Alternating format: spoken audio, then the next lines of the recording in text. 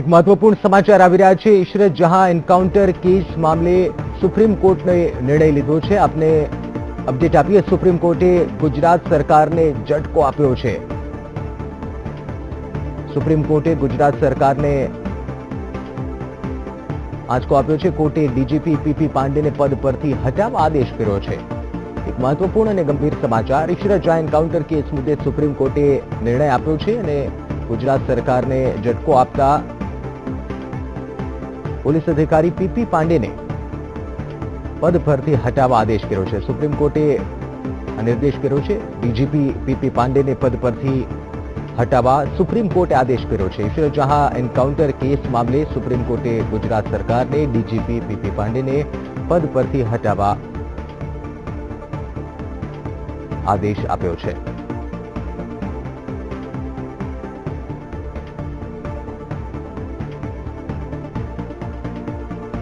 ચકચારી ઇશરત જહાં case મામલે હવે supreme કોર્ટે ડીજીપી પીપી પાંડેને પદ પરથી હટાવવા ગુજરાત સરકારને આદેશ કર્યો છે।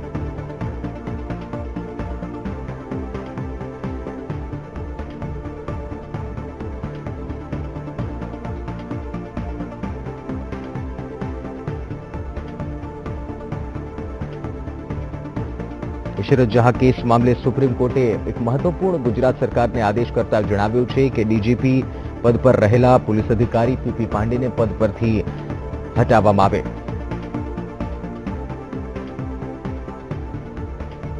જે સમગ્ર મામલો છે લાંબા સમયથી ચર્ચામાં છે।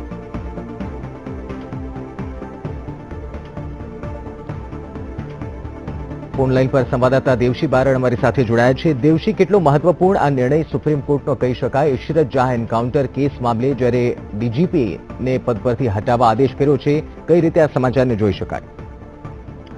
જી, આ સુપ્રીમ કોર્ટનો જે પ્રાથમિક અહેવાલો આવી રહ્યા છે એ મુજબ સુપ્રીમ કોર્ટે કહ્યું છે કે ડીજીપી પીપી પાંડે છે એ પદ ઉપરથી હટી જાય, કારણ કે છેલ્લા કેટલાક સમયથી જે ઇશરત જહાં એન્કાઉન્ટર કેસ છે એની અંદર પીપી પાંડેનું પણ નામ છે ને અત્યારે ઇન્ચાર્જ ડીજીપી તરીકે ગુજરાતના કાર્યરત છે। તો આ સંજોગોની અંદર એક સંસ્થા દ્વારા એક એપ્લિકેશન દાખલ કરવામાં આવી હતી અને આવ્યું હતું કે જે અત્યારના વર્તમાન જે ઇન્ચાર્જ ડીજીપી છે પીપી પાંડે એ ઇશરત જહાં એન્કાઉન્ટર કેસની અંદર આરોપી છે, તો એ આરોપીને ડીજીપીનો જે મહત્વનો હોદ્દો છે એ ના આપી શકાય। તો આ સંજોગોની અંદર આ જે કેસ છે એ સીધો હાઈકોર્ટમાં પણ હતો, હાઈકોર્ટમાંથી સુપ્રીમ કોર્ટમાં ગયો અને આજે સુપ્રીમ કોર્ટની અંદર એની હિયરિંગ હતી। તો એ હિયરિંગ દરમિયાન સુપ્રીમ કોર્ટે મહત્વની ટકોર કરી છે। જે પ્રાથમિક વિગત આવી રહી છે એના મુજબ કે પીપી પાંડે છે જે ગુજરાતના ડીજીપી છે એને પદ ઉપરથી હટાવવામાં આવે। બીજું એક પ્રકારની એક માહિતી એ પણ મળી રહી છે સૂત્રો દ્વારા। જે માહિતી એ છે ગાંધીનગરથી મળી રહી છે કે પીપી પાંડેએ ખુદે એવું કહ્યું છે કે હું પદ ઉપરથી હટી જાઉં, આ પ્રકારનું સોગંદનામું રજૂ કર્યું છે। કારણ કે આ જે કેસ છે એ કેસની અંદર ગુજરાત સરકાર છે ભીસમાં મુકાયેલી સ્થિતિમાં છે, કારણ કે સુપ્રીમ કોર્ટ પણ છેલ્લા કેટલાક સમયથી એની ઉપર એક આ કેસ ચાલી રહ્યો હતો ત્યારે એની અંદર જે નિર્દેશ આપવામાં આવ્યા હતા એ પ્રકારના કડક નિર્દેશ હતા। તો આ સંજોગોની અંદર જ્યારે નેક્સ્ટ હિયરિંગ આવી ત્યારે નેક્સ્ટ હિયરિંગમાં ગુજરાત સરકાર અને ખાસ કરીને પીપી પાંડે દ્વારા જે સોગંદનામું રજૂ થયું છે એમાં હટવાની વાત કરવામાં આવી છે। તો આ એક છે ખૂબ મહત્વનો કહી શકાય કે એ પ્રકારનું અપડેટ ગુજરાતના પોલીસ બેડાની અંદર બી કહી શકાય અને ગુજરાતના રાજકારણમાં પણ કહી શકાય, કારણ કે ઇશરત જહાં એન્કાઉન્ટર કેસ છે એ ખૂબ ચગેલો કેસ છે। ઇશરત જહાં એન્કાઉન્ટર કેસની અંદર વર્તમાન સમયના જે ભાજપના જે પ્રમુખ છે અમિત શાહ એનું પણ એક નામ છે। આ ઉપરાંત કેટલાક પોલીસ અધિકારીઓના નામ છે। જે તે સમયે ઇશરત જહાં એન્કાઉન્ટર કેસની અંદર આ પોલીસ અધિકારીઓ સહિતના પોલિટિશિયનો નેતાઓ છે એ જેલમાં પણ જઈ ચૂક્યા છે અને અત્યારે જામીન ઉપર બહાર છે। તો આ સંજોગોની અંદર ખૂબ મહત્વનું અપડેટ કહી શકાય જે આ કેસની અંદર। જી બિલકુલ દેવશી, ધન્યવાદ જાણકારી માટે। તો એક મહત્વપૂર્ણ આદેશ જે રીતે અમારા સંવાદદાતા જણાવી રહ્યા હતા કે એક ચકચારી કેસ જ્યારથી ઇશરત જહાં એન્કાઉન્ટર કેસ સામે આવ્યો અનેક વળાંક આ કેસમાં જોવા મળ્યા છે। આપને ફરી એકવાર જણાવીએ કે ઇશરત જહાં જેનું એન્કાઉન્ટર કરવામાં આવ્યું તે બાદ અનેક તપાસ કરવામાં આવી અને હજી પણ એ કેસને લઈને અનેક વાતો અસ્પષ્ટ હોવાનું મનાઈ રહ્યું છે। આ પહેલા સીબીઆઈ તપાસની પણ માંગ ઉઠી હતી, જો કે લશ્કરે તૈયબાનો આતંકી ડેવિડ કોલમેન હેડલીએ પોતાના જુબાનીમાં એ વાત કહી હતી કે ઇશરત જહાં એ સુસાઇડ બોમ્બિંગ માટે આવી હતી, આતંકવાદી સંગઠન સાથે સંકળાઈ હતી। ત્યારબાદ અનેક ચોંકાવનારા ઘટસ્ફોટ ડેવિડ કોલમેન હેડલી ઇશરત જહાં નામે પણ કર્યા હતા। ત્યારથી લઈને આ કેસ વધુ ચર્ચામાં આવી ચડ્યો હતો। જે સમગ્ર ઇશરત જહાં એન્કાઉન્ટર કેસ ઘડાયો ત્યારબાદથી લઈને અનેક એવી ચર્ચાઓ હતી કે કોણ આમાં સંડોવાયેલું છે। ત્યારે હવે પોલીસ અધિકારીઓ ઉપર પણ આંગળી ચીંધવામાં આવી હતી। જે રિપોર્ટ સુપરત કરવામાં આવ્યો હતો વર્ષ 2009-10માં, તેમાં પણ એ ઉલ્લેખ કરવામાં આવ્યો હતો કે જે પોલીસ અધિકારીઓ છે એક આ નકલી એન્કાઉન્ટર છે અને તેમાં આંગળી પોલીસ અધિકારીઓ પર ચીંધાઈ હતી। ત્યારે હવે સુપ્રીમ કોર્ટે જણાવ્યું છે કે ડીજીપી પદ પીપી પાંડેને ન આપી શકાય અને એટલા માટે તેમને પદ પરથી હટાવવા સુપ્રીમ કોર્ટે આદેશ કર્યો છે। સંવાદદાતા હિતલ પારેખ ફોનલાઈન પર જોડાયા છે। હિતલ, સુપ્રીમ કોર્ટે જે આદેશ આપ્યો છે કે ડીજીપી પીપી પાંડેને પદ પરથી હટાવવાનો જે આદેશ કર્યો છે, કહી શકાય કે નવો વળાંક આ ઇશરત જહાં એન્કાઉન્ટર કેસમાં જોવા મળી રહ્યો છે? ચોક્કસ એવું કહી શકાય કે સુપ્રીમ કોર્ટમાં આજે એની આ સંદર્ભે મુદત હતી ઇશરત જહાં કેસ સંદર્ભે, અને જે પ્રકારે રાજ્યના ગૃહ વિભાગ દ્વારા રાજ્યના પોલીસ વડા અને ચાર્જ પીપી પાંડેને સોંપાયો હતો, ત્યારબાદ તેઓ વયમર્યાદાના કારણે નિવૃત્ત થયા હતા। આમ છતાં તેઓને 3 મહિનાનું એક્સટેન્શન આપવામાં આવ્યું હતું, જે 30 એપ્રિલે પૂરું થાય છે।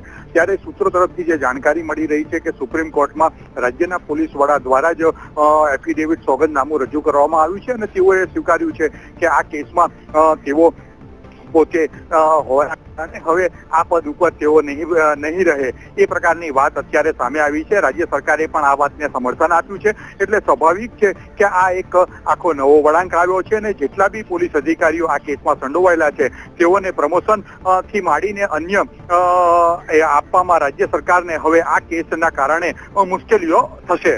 જી બિલકુલ હિતલ, ધન્યવાદ જાણકારી માટે।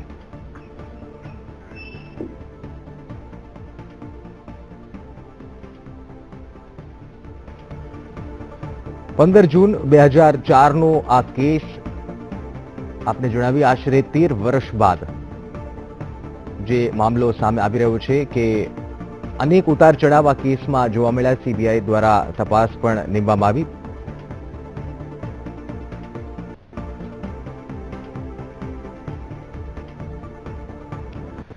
દેવશી બારડ સંવાદદાતા લાઈવ અમારી સાથે જોડાયા છે। દેવશી, વર્ષ 2004નો આ કેસ અને ત્યારબાદ સતત આ કેસમાં ઉતાર ચઢાવ જોવા મળ્યા। જે રિપોર્ટ સોંપવામાં આવ્યો વર્ષ 2009-10માં, તેમાં પણ એ વાત હતી કે એક ફરજી એન્કાઉન્ટર છે અને પોલીસ અધિકારીઓના નામ આ સમગ્ર કેસમાં સામેલ છે। પરંતુ ત્યારબાદ ડેવિડ કોલમેન હેડલીએ ખુલાસો કર્યો ઇશરત જહાં વિશે, ત્યારબાદ પણ એ અનેક ઉતાર ચઢાવ જોવા મળ્યા। આજે જે અપડેટ મળી રહ્યા છે કે પીપી પાંડેને પદ પરથી હટાવવા સુપ્રીમ કોર્ટે જણાવ્યું છે, કઈ રીતે આ સમાચારને જોઈ શકાય? કહી શકાય કે આ કેસમાં એક નવો વળાંક આવ્યો છે? જી ચોક્કસ, આ કેસની અંદર એવું કહી શકાય કે કેસની અંદર નવો વળાંક આવ્યો છે। સુપ્રીમ કોર્ટના આદેશથી ગુજરાતના રાજકારણમાં ગરમાવો આવ્યો છે અને ખાસ કરીને પીપી પાંડે જે થોડા દિવસોમાં નિવૃત્ત થઈ રહ્યા છે, 30 એપ્રિલ નિવૃત્ત થઈ રહ્યા છે, ત્યારે સુપ્રીમ કોર્ટનો આ આદેશ છે એ ખૂબ મહત્વનો માનવામાં આવી રહ્યો છે। કારણ કે બીજી એક વાત જે સામે આવી રહી છે, સૂત્રો દ્વારા જે માહિતી મળી રહી છે એ છે કે પીપી પાંડે ખુદે સુપ્રીમ કોર્ટની અંદર એક હલફનામું કરીને કહ્યું છે કે હું આ પદ ઉપરથી હટવા તૈયાર છું। આ કેસની વાત કરવામાં આવે તો આ કેસની અંદર જુલિયો રિબેલો, જે સુપર કોપ કહેવાય છે, પંજાબના ડીજીપી રહી ચૂક્યા છે અને 2002ના જે કોમી રમખાણો હતા અને એને ડામવાની અંદર સૌથી મહત્વનો રોલ જો હોય એ સમયે તો જુલિયો રિબેરોનો હતો। અને જ્યારે એ રિબેરોએ ગુજરાત હાઈકોર્ટની અંદર એક એપ્લિકેશન પીઆઈએલ કરેલી હતી અને એની અંદર પીપી પાંડે છે એને હટાવવાની માંગ કરી હતી। જુલિયો રિબેરોનું કહેવું એવું હતું કે પીપી પાંડે છે એ ખરડાયેલા વ્યક્તિ છે, એની સામે ઇશરત જહાં એન્કાઉન્ટરનો મહત્વનો કેસ ચાલી રહ્યો છે। આ ઉપરાંત તેઓ જેલમાં પણ જઈ ચૂક્યા છે અને આ જે કેસ છે એ નેશનલ લેવલ ઉપર પણ ગાજેલો છે। એમાં સુપ્રીમ કોર્ટની ગાઈડન્સ મુજબ સુપ્રીમ કોર્ટની ગાઈડલાઇન્સ મુજબ આખી તપાસ થઈ હતી, સીબીઆઈ પણ ઇન્વોલ્વ હતી। તો આ તમામ કેસની અંદર તમામ જે એજન્સીઓ હતી એ એજન્સીઓએ જે તે સમયે પીપી પાંડેને દોષિત ઠેરવ્યા હતા અને એની અંદર જવાબદાર ઠેરવ્યા હતા। તો આ તમામ સંજોગોને ધ્યાનમાં રાખીને એક એવો વ્યક્તિ જેની સામે મહત્વનો કેસ ચાલી રહ્યો હોય અને મહત્વના એન્કાઉન્ટરની અંદર જેનો હાથ હોય એવી વ્યક્તિને પોસ્ટિંગ આપવામાં ના આવવું જોઈએ। તો આ સંજોગોની અંદર હાઈકોર્ટની અંદર આ કેસ હતો, હાઈકોર્ટથી પછી એ સુપ્રીમ કોર્ટની અંદર કેસ ગયો। સુપ્રીમ કોર્ટની અંદર આજે મહત્વનું જે હિયરિંગ હતી એ હિયરિંગની અંદર પીપી પાંડેએ પોતાની વાત મૂકી અને એવું કહ્યું કે હું આમાંથી હટવા તૈયાર છું. તો આ એક મહત્વનું અપડેટ કહી શકાય છે. બીજી વસ્તુ એ છે કે જ્યારે પીપી પાંડેને ડીજીપી બનાવવામાં આવ્યા હતા ત્યારે એની સામે પણ ઘણા બધા આક્ષેપ થયા હતા. વિરોધ પક્ષે પણ ખૂબ મોટો વિરોધ નોંધાવ્યો હતો. સિવિલ સોસાયટીના સભ્યો છે એને પણ ખૂબ વિરોધ નોંધાવ્યો હતો ગુજરાતમાંથી કે એક ખરડાયેલા વ્યક્તિત્વ છે એને મહત્વની જવાબદારી આપવામાં ના આવે. તો ત્યારથી જ આ વિરોધ થયો હતો. તો એ સમયે ગુજરાતના તત્કાલીન મુખ્યમંત્રી એ પ્રકારની વાત કરી હતી કે આને ઇન્ચાર્જ ડીજીપી તરીકેનો હોદ્દો આપવામાં આવે. તો અત્યારે જે છે પીપી પાંડે છે ઇન્ચાર્જ ડીજીપી છે, એ ડીજીપીનો હોદ્દો ધરાવતા નથી. એટલે કે જ્યારે આ પ્રકારના મુદ્દા ઉભા થાય, પીપી પાંડે સામે આ પ્રકારના આક્ષેપ ઉભા થાય ત્યારે એને પદ ઉપરથી હટાવવા તો હટાવી શકાય. એ પ્રકારે સરકારે પણ એક છટકબારી રાખી હતી. તો આ કેસની અંદર ખૂબ આ ગુજરાતના રાજકારણની અંદર ખૂબ મહત્વનો અત્યારના સમયની અંદર કહી શકાય કે આજે ખૂબ મહત્વના ન્યૂઝ આવી રહ્યા છે સુપ્રીમ કોર્ટ તરફથી. જી બિલકુલ દેવશી, જો હવે આગળની વાત કરવામાં આવે કે અત્યારે સુપ્રીમ કોર્ટે નિર્દેશ કરી દીધો છે કે પદ પરથી હટાવવામાં આવે, આગળના સમયમાં આ કેસમાં શું જોવા મળી શકે છે? આગળના સમયમાં શું અપડેટ આવવાની શક્યતાઓ સેવાઈ રહી છે? જી, આગળના સમયની વાત કરવામાં આવે તો અત્યારે આ કેસ છે એની અંદર જે આરોપીઓ છે એ લગભગ મોટા ભાગના આરોપીઓ, તમામ આરોપીઓ ઇશરત જહાં એન્કાઉન્ટર કેસની અંદર અત્યારે જામીન ઉપર છે. તો જ્યારે હિયરિંગ ચાલશે અને જ્યારે એ પ્રકારના ચુકાદા આવશે ત્યારે એ આરોપી છે કે નહીં એ પ્રકારની વાત સાબિત થશે. એક એ મુદ્દો છે. બીજો મુદ્દો એ છે કે સુપ્રીમ કોર્ટના આદેશ બાદ અથવા તો જે પીપી પાંડેના હલફનામા બાદ ગુજરાતે નવા ડીજીપીની શોધ શરૂ કરવી પડશે અને ટૂંક સમયની અંદર ગુજરાતની અંદર નવા ડીજીપી મળશે. અને બીજી એક સૂત્રો દ્વારા જે માહિતી મળી રહી છે એ છે કે આજે સાંજે 3 થી 4 વાગ્યાની આસપાસ ગૃહ રાજ્યમંત્રી છે જાડેજા છે એ પ્રેસ કોન્ફરન્સને સંબોધન કરવાના છે અથવા તો મીડિયાને મળવાના છે અથવા પોતાની વાત જે છે આ મુદ્દે મૂકવાના છે. તો આ તમામ સંજોગોની અંદર ક્લિયર થઈ જશે કે હવે રાજ્ય સરકારનું સ્ટેન્ડ છે એ કેવા પ્રકારનું રહેશે અને પીપી પાંડેની પાસેથી ક્યારે રાજીનામું લેવામાં આવશે અને નવા ડીજીપીની શોધ કેવી રીતે થશે, એ તમામ મુદ્દા હવે પછી થશે. બીજો મુદ્દો એ છે કે ફરીવાર આ જે ઘટના બની એના ઉપરથી ફરીવાર એકવાર ઇશરત જહાં એન્કાઉન્ટર કેસ છે ગાજતો થયો છે. અધિકારીઓના એની અંદર 23 થી વધારે અધિકારીઓ હતા, એ ઉપરાંત પોલિટિકલ લીડરોના નામ પણ હતા. તો આ કેસ ફરીવાર એકવાર ચર્ચાસ્પદ બનશે. જી બિલકુલ દેવશી, ડીજીપીની વાત કરીએ તો સુપ્રીમ કોર્ટે સ્પષ્ટ રીતે કહી દીધું છે કે પદ પરથી પીપી પાંડેને હટાવવામાં આવે. શું હવે ગુજરાત સરકાર માટે નવા ડીજીપી શોધવા એક પડકાર સાબિત થઈ શકે છે? કારણ કે જાન્યુઆરીમાં જ્યારે પીપી પાંડે રિટાયર થઈ રહ્યા હતા ત્યારે 3 મહિનાનું એક્સટેન્શન આપવામાં આવ્યું અને તેને પદ પર રાખવામાં આવ્યા. હવે એપ્રિલમાં તેનું રિટાયરમેન્ટ હતું, જે એક્સટેન્શન પીરિયડ હતો 3 મહિનાનો એ પૂર્ણ થઈ રહ્યો હતો. એટલે હવે શક્ય છે કે પહેલેથી જ ગુજરાત જે સરકાર છે એ પહેલેથી જ શોધમાં હતી કે નવા ડીજીપી કોને નિયુક્ત કરવામાં આવે? જી, છેલ્લા કેટલાક દિવસની વાત કરવામાં આવે તો છેલ્લા કેટલાક દિવસથી એક ચર્ચાઓ ચાલી રહી હતી કે પીપી પાંડે નિવૃત્ત થાય ત્યારબાદ કોને એનું પદ આપવું, એ પ્રકારની ચર્ચાઓ તો કેટલાક સમયથી ચાલી રહી છે. એટલે કે હવે સરકારે એ જે શોધ તો ચાલતી હતી પણ હવે એ શોધ છે એ તત્કાલીન બનવાની છે. એટલે કે ટૂંક સમયની અંદર નવા ડીજીપી તરીકે કોઈને મૂકવો પડશે, એ પ્રકારનો એક રાજ્ય સરકાર સામે સૌથી મોટો પડકાર હવે એ ઉભો થઈ રહ્યો છે. બીજો મુદ્દો એ છે કે જ્યારે હમણાં અમિત શાહ આવ્યા હતા ત્યારે પણ પીપી પાંડે છે એને મળવા ગયા હતા. તો એ સમયે પણ એ મુલાકાતને પણ એક અલગ દ્રષ્ટિબિંદુથી જોવામાં આવતી હતી કે અત્યારે સુપ્રીમ કોર્ટની અંદર આ કેસની હિયરિંગ ચાલી રહી છે ત્યારે અમિત શાહને પીપી પાંડેનું મળવું એ પણ એક મહત્વની વાત હતી. એટલે કે જે નવા ડીજીપી છે એની ચર્ચાઓ તો ગાંધીનગરના અંદર ગલિયારામાં એટલે ખાસ કરીને પોલિટિકલની અંદર અને સરકાર વચ્ચે એક પ્રકારની ચર્ચા તો ચાલી જ રહી હતી અને એની ચર્ચાઓ પણ તેજ બની રહી હતી. તો બની શકે કે એ પ્રકારના નામો અત્યારે જે છે એ બની ગયા હોય અને ટૂંક સમયની અંદર જે નવા જે હાયરાર્કી મુજબ જે નામ આવવાના છે એમાંથી કોઈ પણ એક નામ સરકાર ટૂંક સમયમાં જાહેર કરી શકે. જી બિલકુલ દેવશી, જે સમગ્ર ઇશરત જહાં કેસની વાત કરીએ કે લાંબા સમયથી જે ચાલી રહ્યો છે, પરંતુ જે રિબેરોએ અરજી કરી એક્સટેન્શન બાદ એ વાંધો ઉઠાવવામાં આવ્યો, એક્સટેન્શન પર પણ કે 3 મહિનાનું જ્યારે એક્સટેન્શન આપવામાં આવ્યું પીપી પાંડેને એનો પણ વાંધો ઉઠાવવામાં આવ્યો.